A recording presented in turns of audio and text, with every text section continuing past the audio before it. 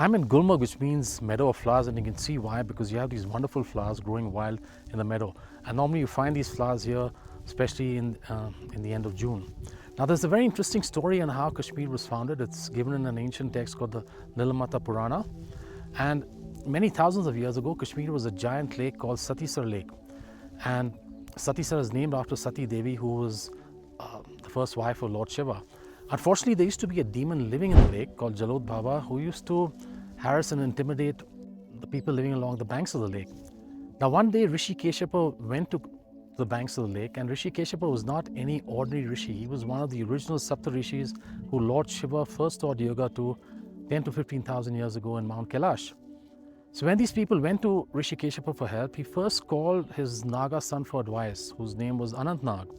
And they decided to appeal to Lord Vishnu for help. So Rishi Keshapa underwent a penance, and Lord Vishnu appeared, and he cut a channel in the mountains in a place called Varamula, which is today known as Baramulla, and all the water of the lake started receding, and then the demon appeared, and then Keshapa killed him.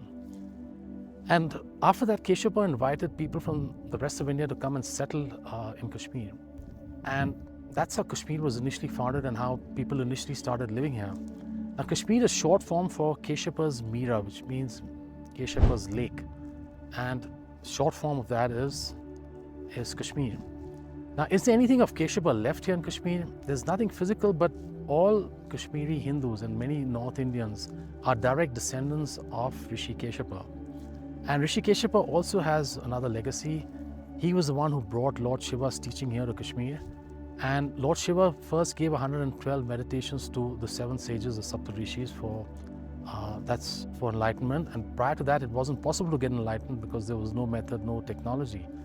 But with those 112 meditations, it became possible for a human being to gain liberation and reach their highest stage. Now, those meditations are contained in a text called the Vigyan Bhairav Tantra, and that's from Kashmir, and that's one of Rishi Keshapa's most important legacies, that he gave the world Shiva's first teaching and one of his most important teachings, the Vigyan Bhairav Tantra. Thanks for watching.